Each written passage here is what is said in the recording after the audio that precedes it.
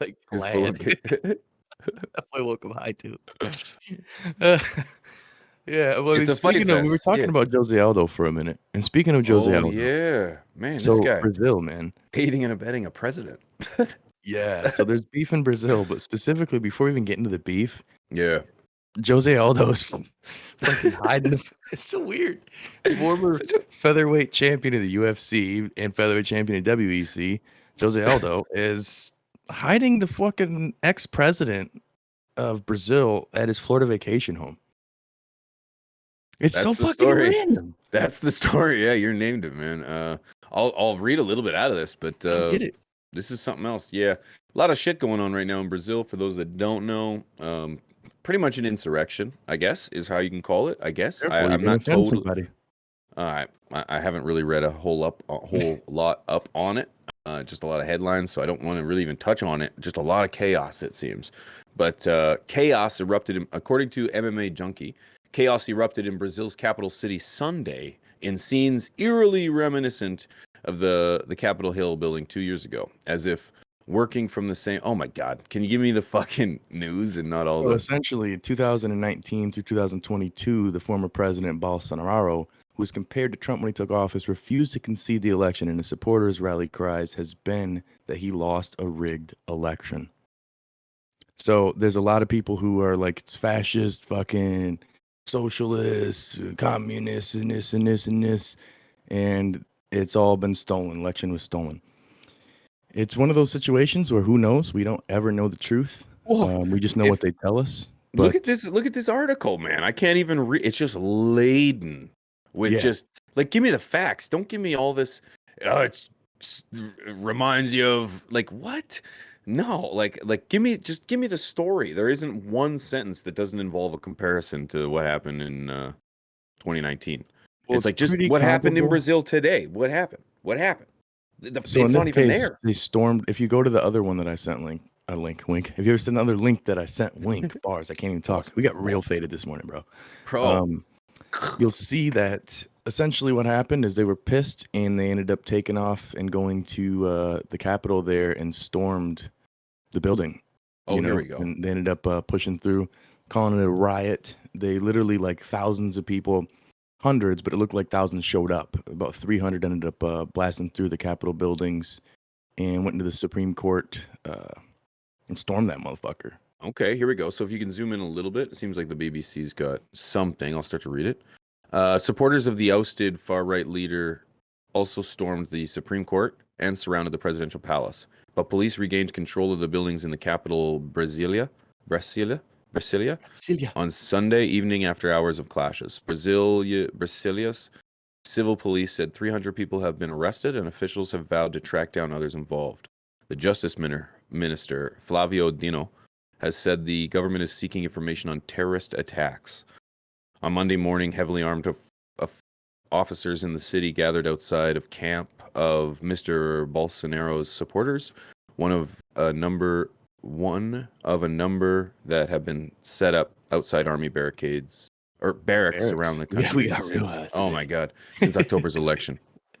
I'm reading it, but I can't even see it. You know what I mean? It's like there. So a lot of chaos, a lot of fucking chaos happening So in they Brazil. accused him of failing to prevent the riots and being painfully silent in the face of attack.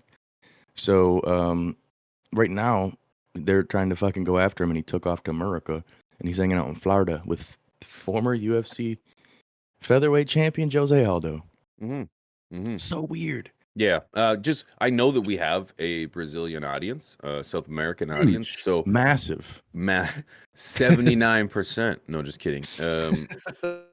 I chill on Twitch. He's in fucking the Minion themed room. Who's snitching on fucking Aldo? You know that Bolsonaro or whatever's taking shots, being like, "Look where I'm at, bitches! I got the Minion room." Be safe, guys. Try to stay out of this kind of shit. Don't go into the streets. Just stay home. Try to keep it safe. Yeah. So if you go back to that link, there's a timeline. If you scroll down more of how things went down. I saw that. The one of the Brazil article from the BBC. You can slowly close those articles. There you go. Just keep scrolling. Keep scrolling. What? Scrolling. Okay, so Saturday and Sunday, About 4,000 Bolsonaro supporters arrive in buses and join others camped outside army barracks.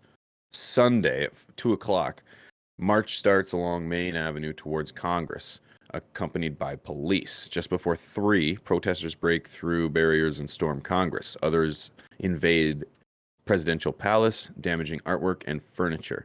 At 3:45, protesters smash glass front of Supreme Court building and vandalize the chamber. At 5:30, most protesters are cleared. Police use water cannon and stun grenades to disperse crowds. At 6:30, crowds remain outside the Congress buildings. Ha. So I said, it essentially was comparable to what went down here in America. Clearly, those Capitol hillbillies ended up fucking ended up influencing other people, which is what the worry was. And I think in this case, violence is what caused people having stun grenades and things, hitting them. Which is where, like in America, people just took selfies and yelled and shit. Here, they were fucking angry and breaking stuff and destroying things. So well, there's a contrast. There's stuff not, was it's not the broken same here. thing as what happened in America, Yeah. other than the fact that people didn't agree with the election. They didn't believe it was legit, and they went and fucking marched there. Now, was somebody forcing them to do this here? Was there a political figure, or was there a fucking, we'll call him Alex Hones, because in Brazil the J is a little silent. Sometimes, not for Joe Day. Alec Yeah. Hones Alec down there. Hones. Hyping people up. Alex Hones. I don't really know, and in this case, there's always more, somebody, I was man. gonna say There's always usually somebody. sides all over the place. It's tough when you've got, like in the UFC, there's a lot of Brazilian fighters, and a lot of them are real vocal about all this. And this is very like left right, kind of like we had here. I think that's where the comparison comes into play, as you look at like more situations where people just not agreeing with the politics, and they're standing. And I'm not saying I agree or disagree, just standing up for Yeah, what but they you know what? believe in. Here's my issue, though, is the amount of places that happen overseas, the amount of places that it happens in, like the Middle East, that where places like tribes and cults and gangs and warlords storm places all the time. Yeah. There's faulty elections. There's people that are, performing mass atrocities on their people. But to constantly bring it, to tie the circle back to the January 6th insurrection, I just think is disingenuous to reporting. And I think it kind of highlights the underlining narrative that mainstream media will continue and always has. You know what I mean? They have people to please. They got advertisers and funders to support. And